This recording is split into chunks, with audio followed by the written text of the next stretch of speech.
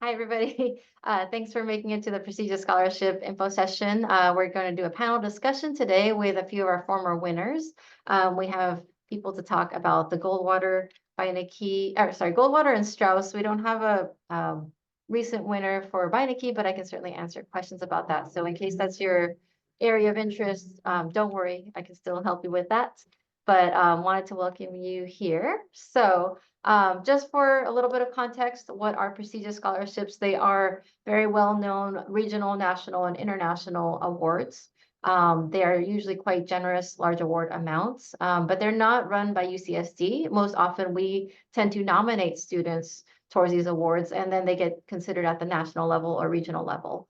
And so they are typically selective. They can be maybe aiming for post-baccalaureate or graduate studies. They may be supporting students that are currently undergrads. Some of them are supporting international type awards. Others do support international ones too. And with the Strauss, we include public service awards, of course, too. And so some of the reasons why people want to apply is you get that lifelong recognition. Of course, you get a lot of financial support from these awards, but you also get a community that people don't consider, but you get to meet other people that have won these awards, and it's really wonderful to be part of this. And so something to think about, but if you want to learn more, you can find out more at prestigious.ucsd.edu. And I forgot to introduce myself, but I am Dr. Sophia Taineri. I'm with the Undergrad Research Hub, and I help students understand more about these prestigious scholarships. I'm also here with my colleague Maggie. Do you want to say hello? Yeah, sure. Hi, everybody. My name is Maggie. I run the writing support program over at Oasis. And the reason that Dr. Sai and I have a partnership is because we understand that writing about yourself, writing that scholarship essay is such a big part of the application. And sometimes that's a really hard part. So I'm here to offer writing support in that domain.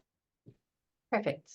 And then we also have our three speakers with us today. So we have Jerry Wu, who won the Goldwater in 2023. And I apologize, I haven't fixed this, but the images are reversed for our students. Anita is with the image on the right, and she did win in 2022, Strauss.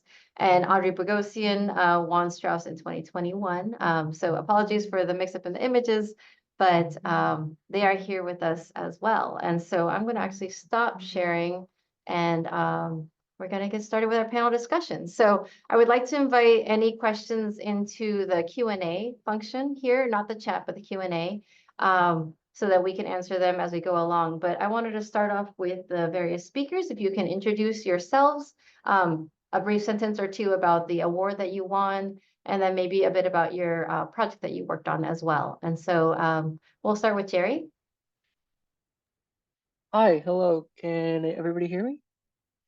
Okay, sounds good. So, hi, I'm Jerry. I won the Goldwater Scholarship, which is a scholarship that funds undergraduate research for juniors and sophomores in the STEM-related fields, and especially geared towards those who have intentions of pursuing graduate level study, either as like a PhD or MD PhD in these fields. And a little bit more about myself, I'm a student from Mirror. I'm 5 - 1 year because I took a gap year, and I study bioengineering. And my specific proposal and previous research all surround cardiovascular tissue engineering. Great, thanks, Jerry. Next, we'll go to Audrey.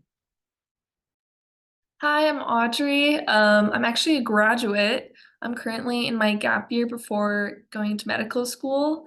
And I was doing the Strauss Scholarship.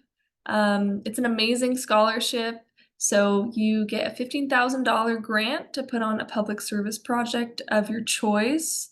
The Strauss Foundation is amazing. They're so like friendly and there to support you. It was definitely a huge project that I didn't, believe in myself at first, but I'm glad, I went to Dr. Sai and she was like, you should apply. And I was talking about like other scholarships, but it really just takes doing the research on what project you want to do. And writing that grant and just trying to figure it out as you go. And having amazing advisors like Dr. Sai and Dr. Artis help you along the way.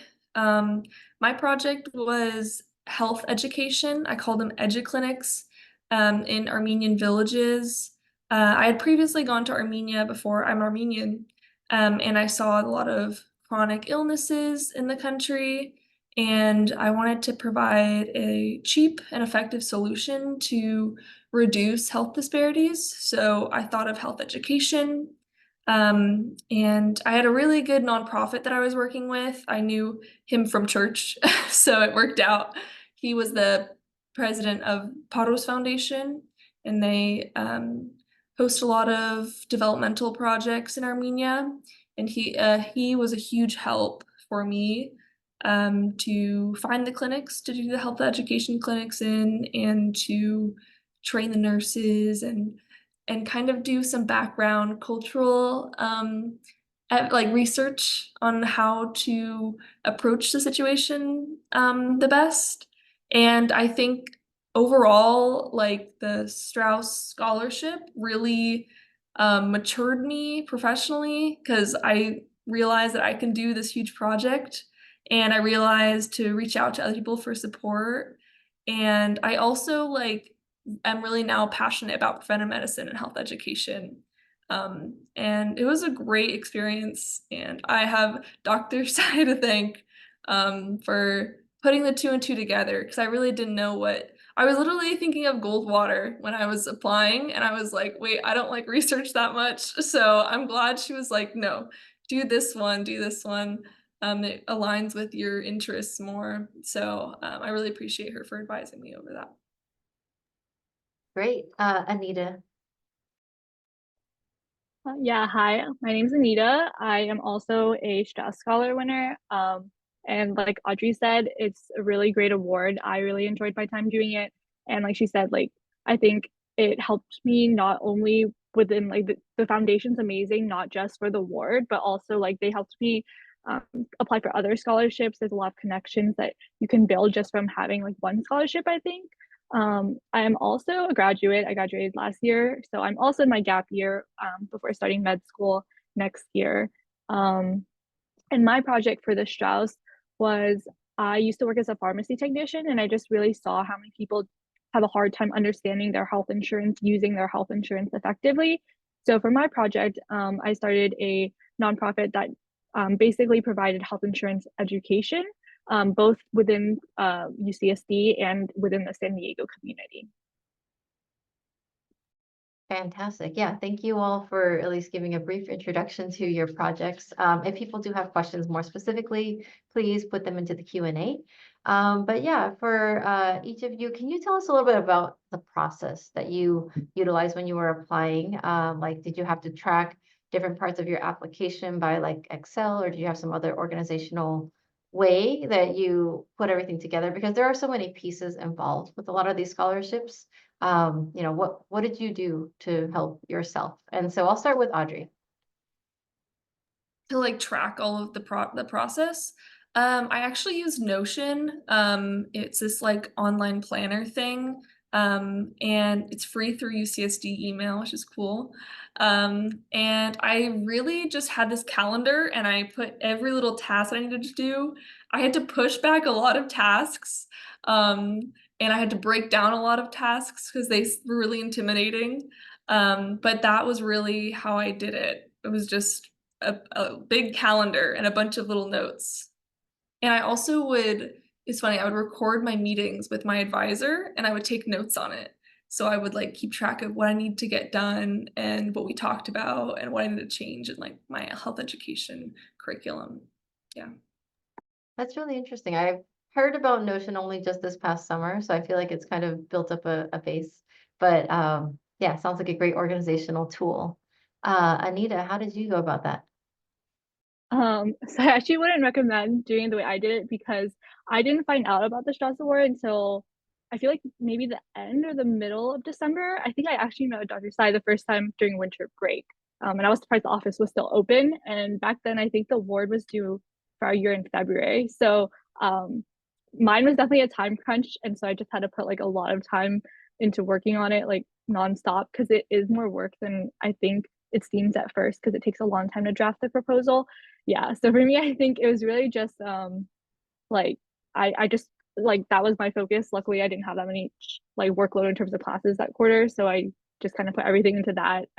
But also, yeah, setting up times to meet with Dr. Sai and Dr. Artist to review the proposals was really useful.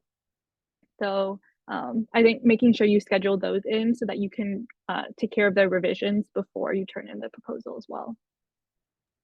A good tip. Jerry, did you have a way that you organized things as you applied? So I think the Goldwater Scholarship is not too many components organizationally, but I would highlight the need to like maybe just have like a spreadsheet, especially if you're applying to multiple scholarships at the same time, and these can like be facing towards your like mentor. So you can like have like this like program and like the date and like specific needs and like maybe like program specifications if it like says like your recommended should include this. So like a type of Excel sheet like that is like something that I've used for this type of situation. Very nice. Yeah. And so I know this whole process with applying to these applications require a nomination, and that might be somewhat new to people in our audience.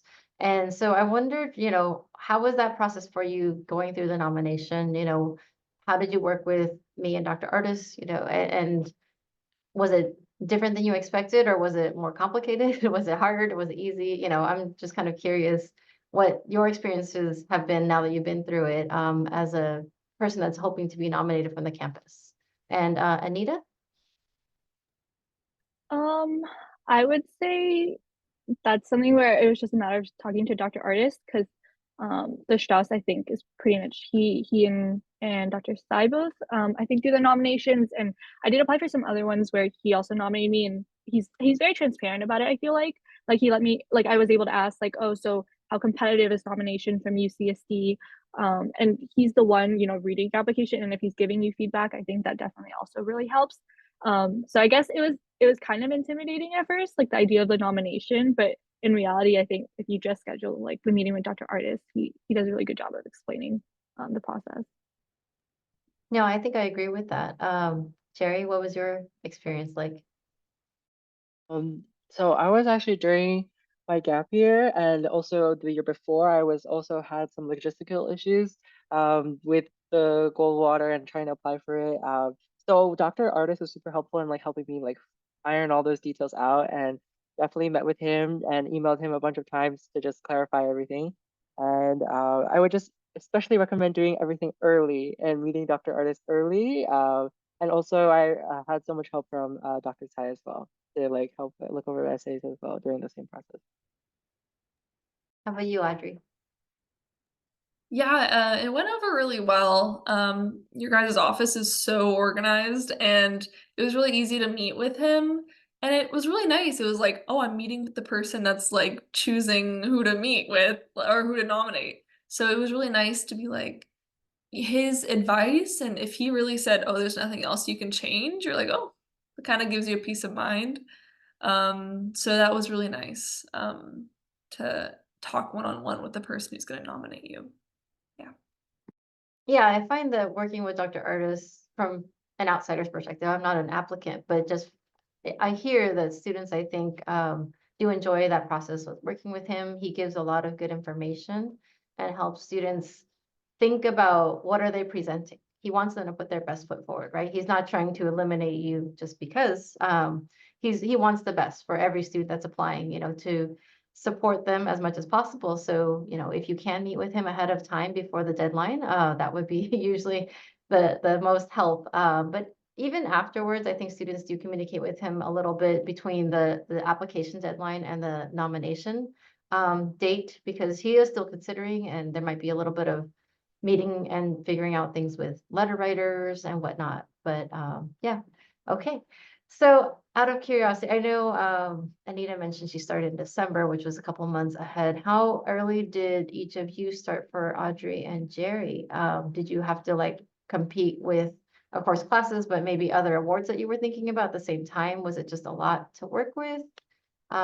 Did you even work with other specific resources like the Oasis tutorial services, or did you kind of do it all on your own? And I know that's a lot of pieces, but let's start with Audrey and see and go from there. I'm not sure when I started. It might have been like October, November when I got the idea. And it was nice. I would go to the beach because my house was near the beach and we were there for the pandemic. And I would just like sit in like a chair and just work on it and just kind of tweak it. So I started pretty early, luckily. So I got a lot of time to like a lot of chances to meet with Dr. Artis, I was really grateful for. Um, and then what else was it? Did you apply to like more than one thing at the same time? Like, were you trying to compete, or did you use other resources on campus to help you make things easier? Oh, no, I didn't apply to anything else. Or did I? I think I applied to some research. Yeah, I applied to some research. Actually got it. I got one. That was the same. And then I had to turn it down, unfortunately, because I was doing Strauss, but I did, Dr. Sai helped me with a lot. So I was applying, but that was later. It was after I think I submitted Strauss. So I was applying to a lot of research scholarships too. Um, there are a lot of them at UCSD, but so I didn't have to compete, luckily, and I didn't use any resources at UCSD. I think because of the pandemic, I was just kind of like a bit distanced from everything. I didn't really know what there was to offer, and I did send it out to like a bunch of my like cousins and friends, and was like, read this, edit it, let me know. So that was helpful. Cool. How about you, Jerry? I did it, I would say overall super last minute, even though I'd handled like all of like the just logistics ahead of time. I think it was coming right off the gap year internship. So basically like finals, but like for the internship. And it was like super stressful until like midway in December. So I started around that time, and that means like I probably had like 1 month to get everything in order. I started it was I already had been like cooking up ideas like on the side, but it really had a lot of like conversations with my mentors during that time to help me clarify my end goals. And then it was a lot of work to get things done at the end, but and also relying heavily on like resources like my friends and previous mentors, my coworkers, try to get as many eyes as possible on the paper. And I want to especially shout out like Dr. Sai, who got me in contact with Gordon, who previously won the scholarship. And I think if you're also in this situation where you're doing applying for scholarships last minute, like the best thing you can do is like reach out and see if you can find a previous winner and their take on your essay. Yeah. And Anita, how about you? Yeah, like I said, I started kind of late, so I don't think I got that many people to look over mine. I think I only had like one of my friends, and then I literally asked Dr. Artis, I think the week before it was due. But I think out of the feedback, I thought his was really useful, and I remember I was kind of like scared a little bit because I was never one to go to office hours or like talk to my professors, and like meeting someone who's also a dean is like it was just like a little intimidating. I remember, but I think that was definitely the most helpful. So if you're feeling like a little intimidated to do that, I would say like don't be definitely reach out to Dr. Artis. And then in terms of like other resources, I don't think I really use that much just because of the time crunch. Yeah. Definitely makes sense. So all of these awards, they do require a lot of letters of recommendation, more than one. I'm curious, how did you go about asking for them? Did you have to go through a process of figuring out who to ask, or was it pretty clear to you? And, how did you approach them? And I'll start with Jerry.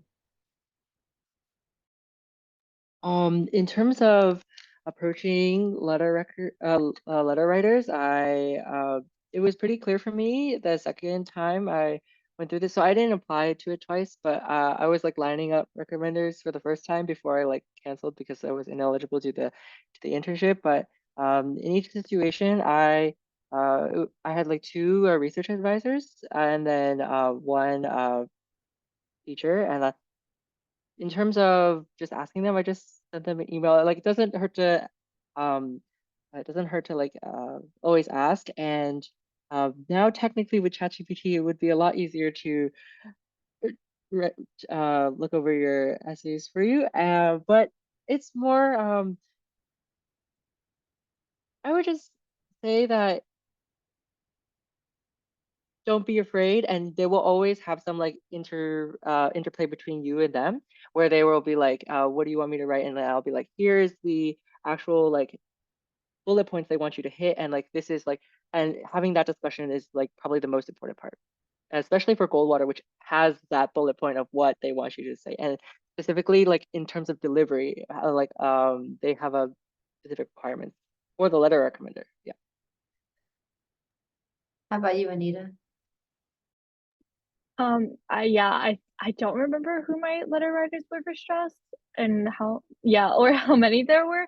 But I think that like what Jerry said about making sure your letters are kind of oriented towards the scholarship, because I think every scholarship is really different. They're looking for different criteria.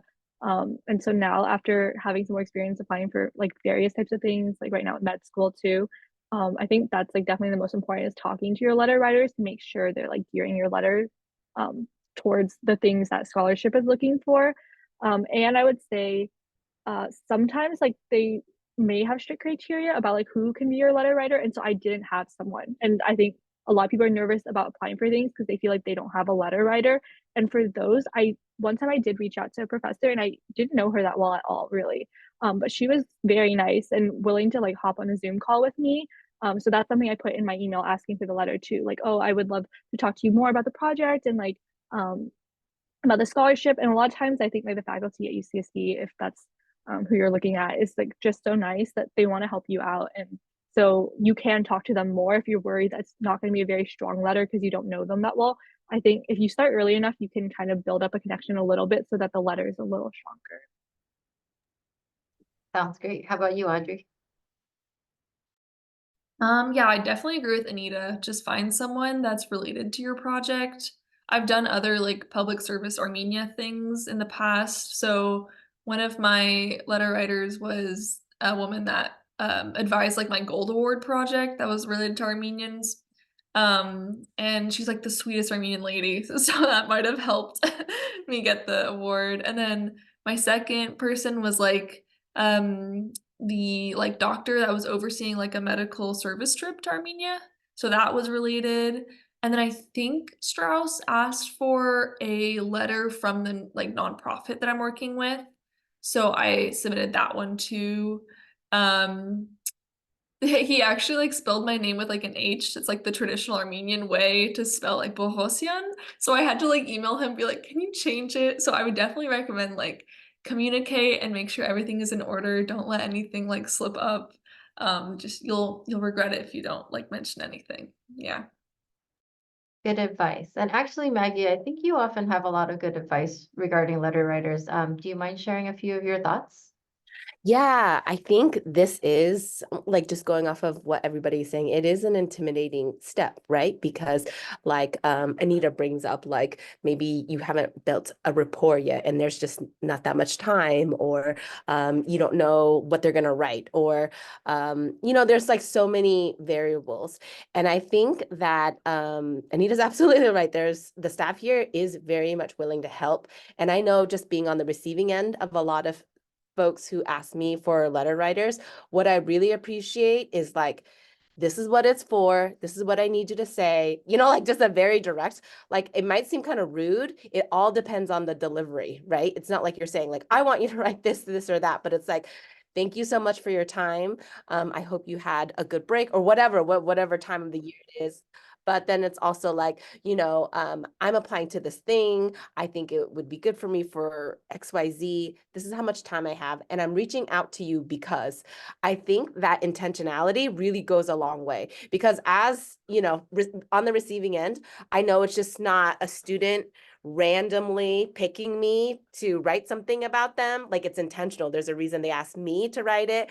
And there's just something about the directness that I can like, that sets the tone. And then I can be like, okay, sure. Yeah, I can get this to you by the end of the week, versus like can you do this, please? And then like say I'm in a very nice mood and I say, sure, I'll do it. But then there's this back and forth that's like, when do you need it by? What is this program about? What do you want me to say to you? Instead of like putting that or the letter writer, the potential letter writer to do, like take that on yourself. And I think that initiative is really appreciated and recognized. I received so many things, so many requests. It's like, can you write a letter for me?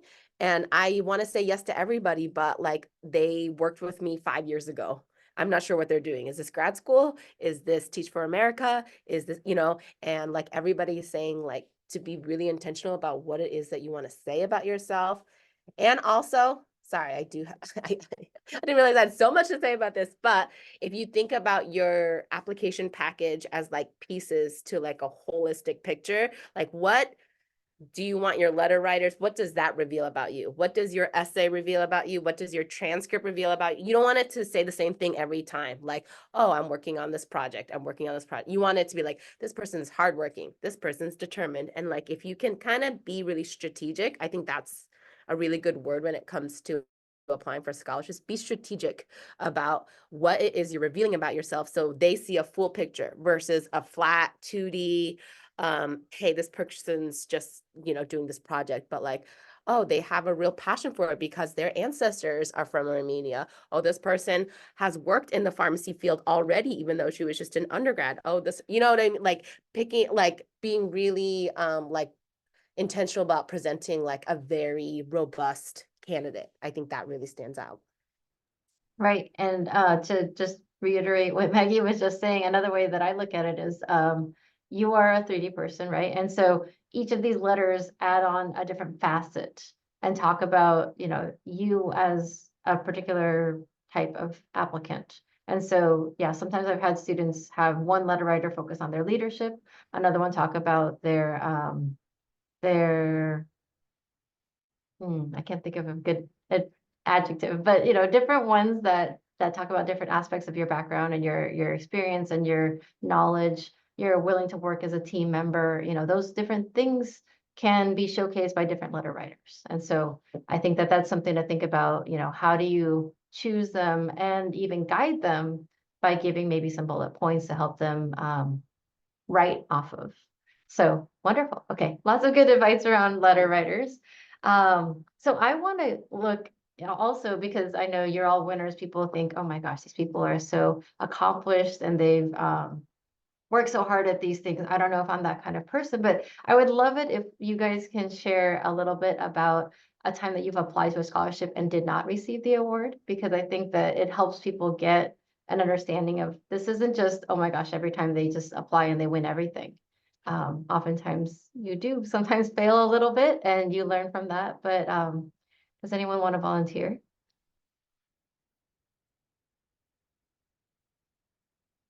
I know it's a little bit of a different question, Oh, but yeah, go I ahead, can Audrey. go. Oh, Oh, go ahead, sorry. Anita. Go ahead. Oh, okay.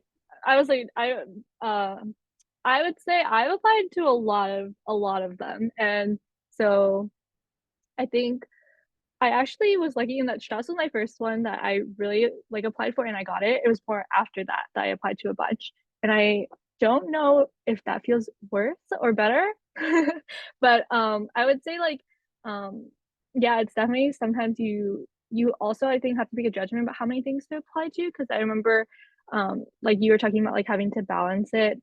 And so maybe if I had applied to like fewer of them, then I would have had more time to focus on the ones I really wanted. But at the same time, I think that it is good to try if you have the time to apply to a lot of things, because you never know. There were a lot of ones that I thought um I didn't have a chance for. Like with Strauss, I was surprised, and then some of the other ones like I was a finalist for. I was surprised I became a finalist. So I think even if you are worried about like you may not get it, it's a really good experience. And I think especially for a lot of us, I think when we apply for these things, it's to help it's really helpful with your future career too. Like I'm sure if you're applying for research scholarships, you're considering doing a PhD, with public service. I know some people might be going to medical school like me and Audrey. And I think that after applying for all of those things, it made the application process so much easier for medical school. Like I had my letter writers lined up. I had like a personal statement that, you know, I still had to modify. But so even if you're kind of worried about like, oh, I think like right after I lost, it felt like, oh, I did all this work for nothing. Like I spent a lot of time for nothing. But then I applied for medical school and I realized it wasn't for nothing. It was a really good learning experience, and not just a learning experience, but also like just having that practice of applying for things, not getting things. Even in interviews, they'll ask you like, when's the time you failed? And you know, you have an answer now. So it works great. Great. Thanks. Audrey? Yeah, I think for Strauss, I kind of put all my eggs in one basket when I was applying. I was just like so focused and I tried to perfect my application because I really wanted it. I mean, I've definitely had a lot of failures. I think more so in like the job environment. There's so many jobs I've been applying to. It's just you get rejected. And then you also like I think in sophomore year when I was applying to research, I would get rejected. I actually talked to Dr. Sai about that. She helped me get into the lab that I was in. But I would just get rejected and rejected. So it was like for Strauss, I didn't think I was gonna get it, even though I'd put this much effort into it. Like when I got the call, I was so shocked. Um, and I think just you just win some, you lose some. And it's hard to like learn that, but I think college is like when you learn that, you start to get rejected more. A good point to remember. Jerry, do you have any stories you'd like to share? Yeah, I think one scholarship I didn't get was like I think I applied to Amgen, but I I I think it's like always difficult. It's like oh I didn't get, but like at the end of the day, it's like I feel like as long as you try your best, there are a lot of fruits of your labor, as Anita was saying, which is like going forward to like what's it called graduate school. Like let's say I didn't get the Goldwater. I still have like very solid essays. I have my letters lined up. I've already established that relationship like 12 months in advance. I already have my letters. So like so many things are set up. And I think the most important thing for at least me and Goldwater is that like I figured out what I wanted to do for grad school in like coming up with a process, coming up with a proposal. So yeah, even if you failed, you get so many benefits from just like applying, and you also grow thick skin. Because like everybody's applying to everything. As long as you like increase the throughput, you'll get something eventually. And it's always about like looking forward and just like keep going. You got this. Yeah. And if I could just add Yeah. that writing perspective. So you're right, Audrey, college is a time to experience a lot of rejection. I could tell you another time you experience a lot of rejection, which is if you're a writer like me. So outside of my job as somebody who runs the writing support program here, I am a creative nonfiction writer, and I put my stuff out there to be published, and it gets rejected all the time. And you do learn that, you know, being rejected is about timing as well as about fit. It's about audience. It's about so many things. And to kind of learn that so that you feel confident in your own writing ability. So that's what I was going to bring into this, like to back up what everybody is saying is that confidence factor, because whatever you're writing about, right, you're probably going to talk about it in grad school statements. And confidence is something that makes writing good, and it comes through on the other side. So if for you to spend so much time thinking about what you want to say, thinking about how an experience has affected you, thinking about how going through something has impacted your worldview, you are able to write about that experience with confidence, and that is going to absolutely show in your personal statement.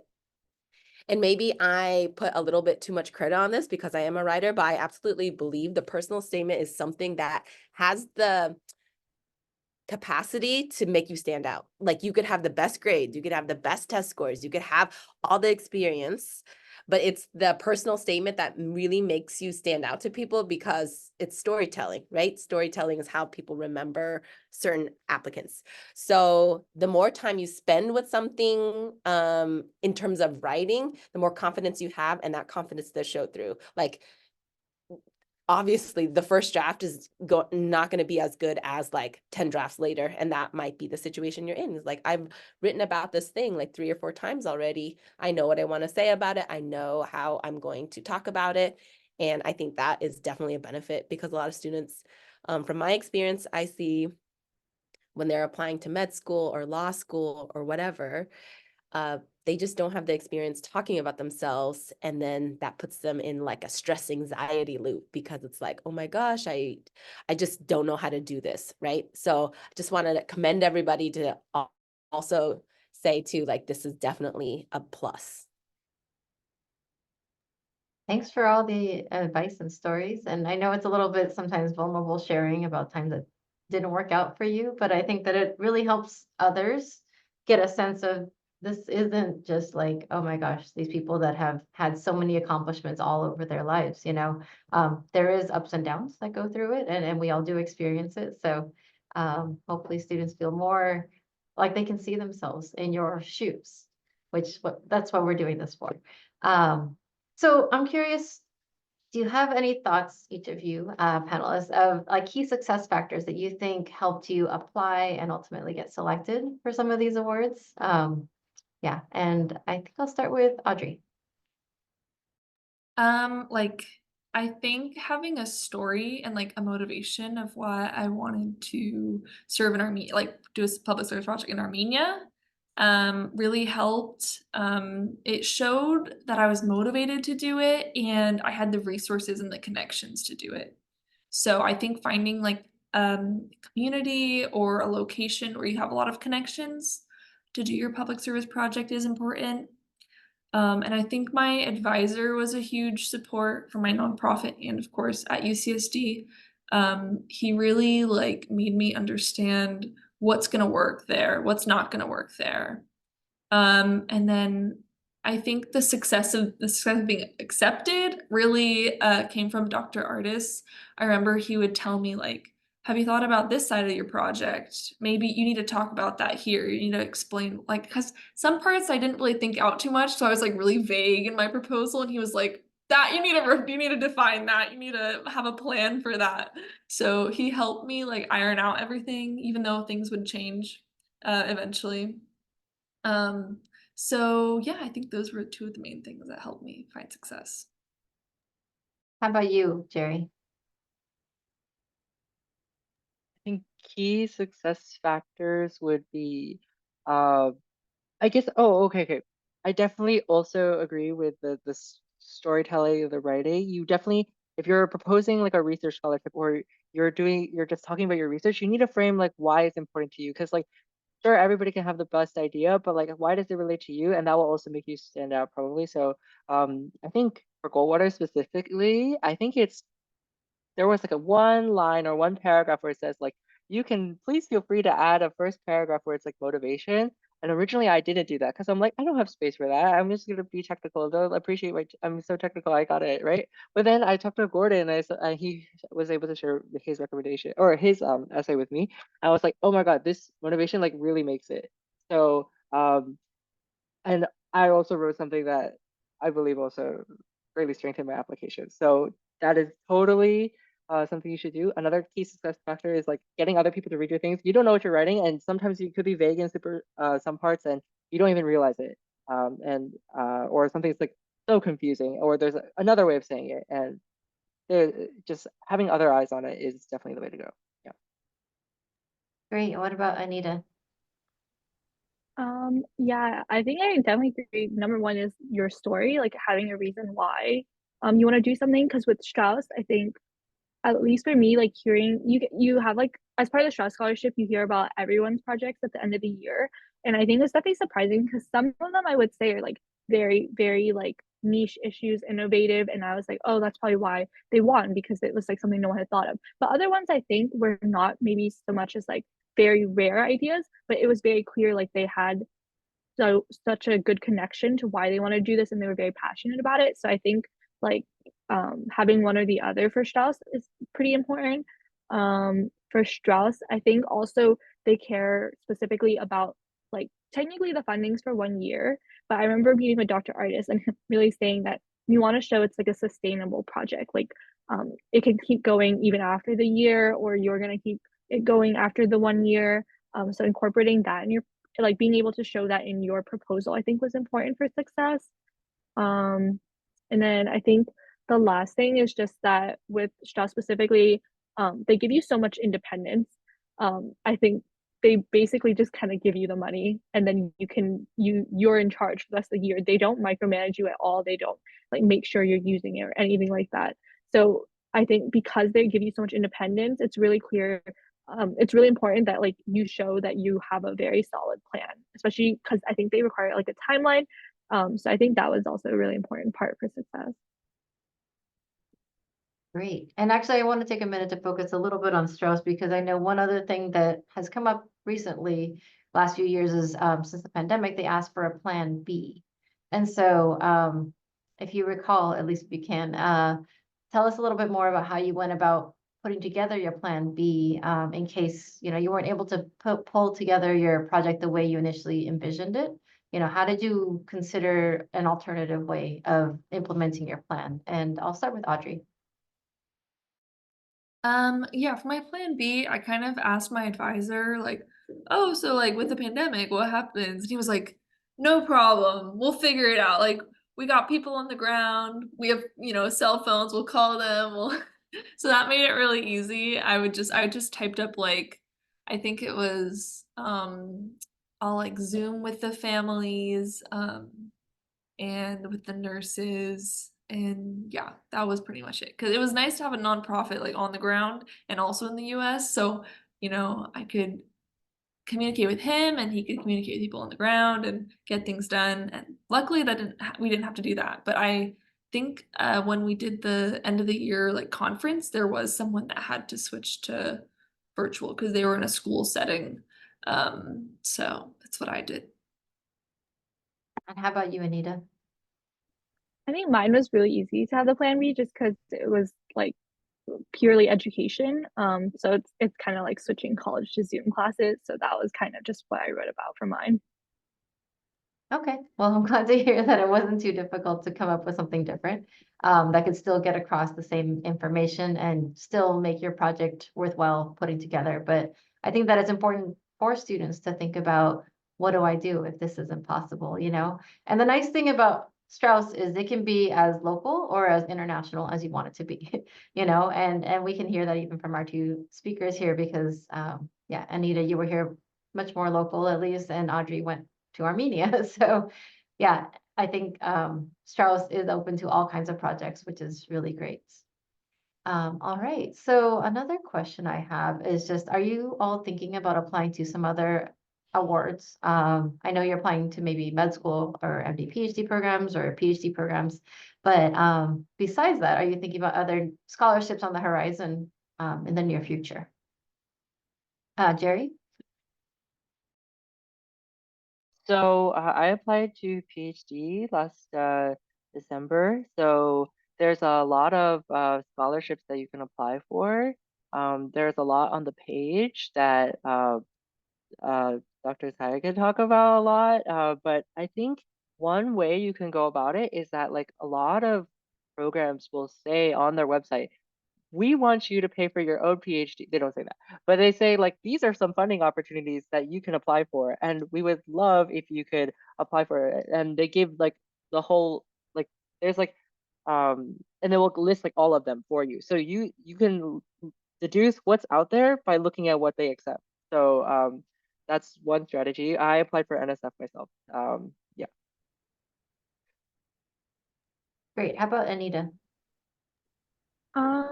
I think I was looking into the Paul and Daisy Soros one because I think it's for grad school, so I think med school counts. But I think that one you have to be in your first year, so I'll wait until next year, which actually works out better since this year's kind of focused just on getting into school. So I guess that's the next one that I'll probably consider applying for. And just so you know, you can apply as a senior or even after you graduated before you get into med school. But Paul and Daisy Soros Fellowship for New Americans is an award that supports immigrants or children of immigrants. You have to be a child of 2 immigrants to go to grad school, med school, law school professional school generally. So yeah, it's a really great award. I think it's up to $90,000. So a lot of money over 2 years, but it can be really supportive. And it's quite different in the stories that you tell because it's about the immigrant experience. So that's kind of neat. All right, Audrey, do you have any other scholarships that you're thinking about? Well, I'm going to do Birthright Armenia. I don't know if it's a scholarship, but it's a program for descendants of Armenians that you do like a internship and you live there for 9 weeks or more. So I'm gonna do that in like April, just to apply. And then I'll definitely apply to scholarships in medical school. I think my sister did like a research scholarship where she did some research on like blood pressure, um, like medication in Armenia. So I'll probably apply to some research scholarship in med school. Sounds good. All right, so I think we're kind of winding down a little bit in terms of time, but I did want to know, like looking back now, if you could take a minute to think about yourself back then and where you are now, do you have any advice that you might give if you were to, you know, help yourself do a little bit better or improve your application in any way? But yeah, and I'll leave it open to whoever feels like they have some thoughts about that. But yeah, one tip that you might give students that are applying right now, that kind of idea.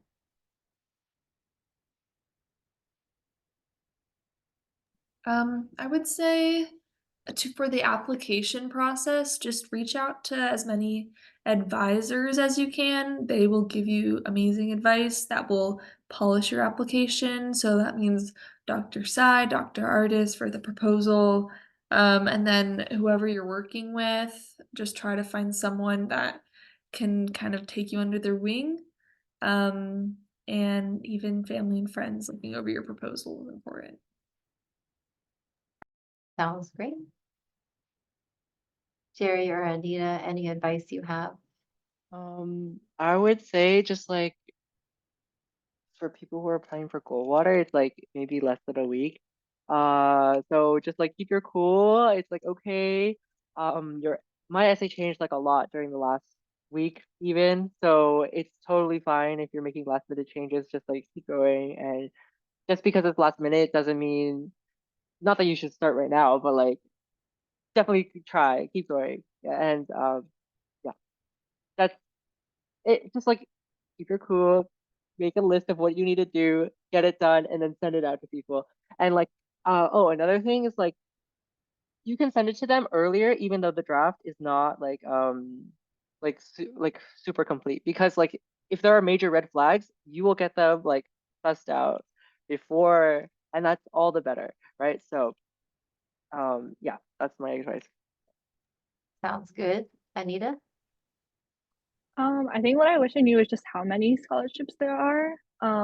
Like there's so many, and so just to keep applying, and if you are like still early in your college career, like to start earlier, because for me, I didn't really think about scholarships because I was so used. I was like, there's COVID happening, and I was adjusting, and so I didn't start really applying until senior year, and that was helpful in a way because then it kind of prepped me to do applications for like grad school, for medical school or graduate school. But also, I think there's like kind of burnout from applying because like after applying for all of these things I did not want to write any more essays or do any of that, so there's a lot of scholarships, so it's kind of balancing like making sure you take as many opportunities as you can, but also kind of making sure you maybe space it out if it's going to become a little too much.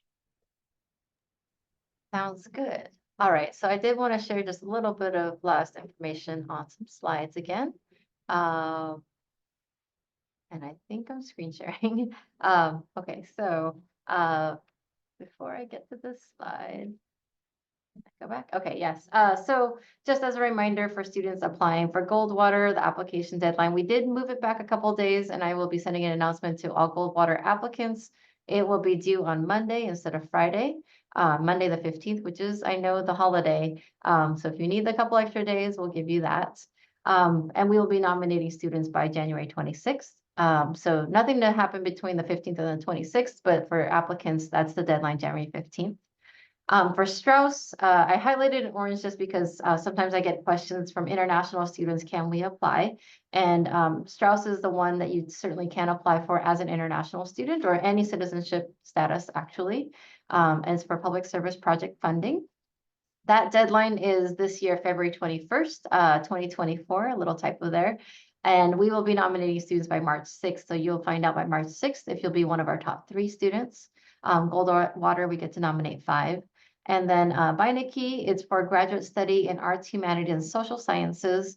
And so you should be a junior if you're applying this year. Our applicant deadline is March 15th. I know it sounds very far away, but hopefully you're hearing from some of the people here that you need to get started ASAP if you do want to submit a strong application.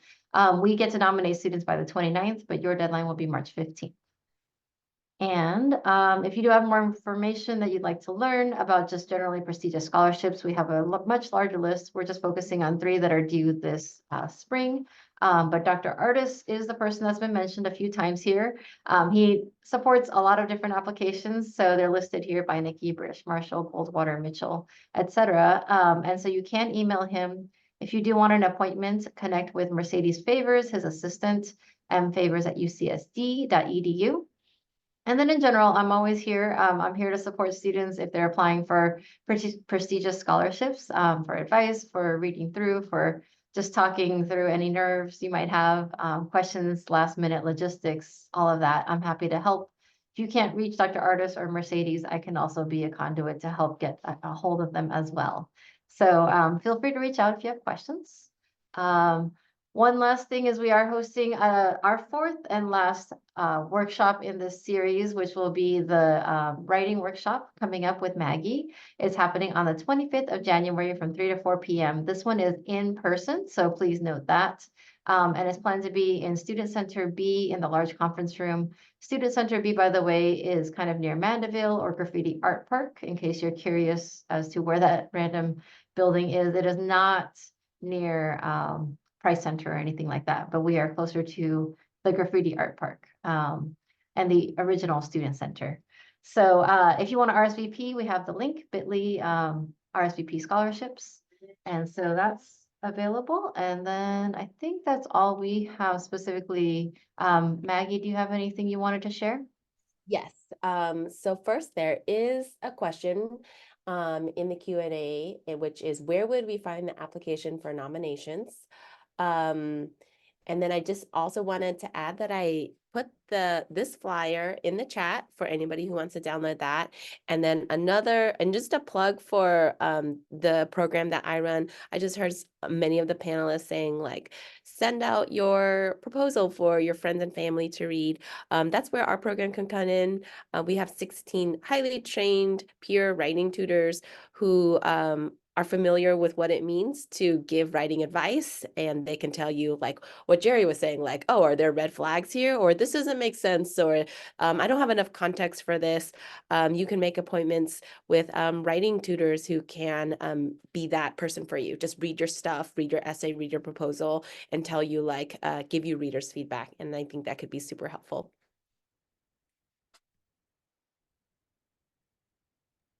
One last thing, since we're answering that question, I did put a link into the chat. That's directly to the application. But if you are looking for any of our award information, how to apply, there's always a link on our Prestigious Scholarships website. This is the Strauss page under the Prestigious Scholarships website. But if you click on apply here, then this will take you to that same link.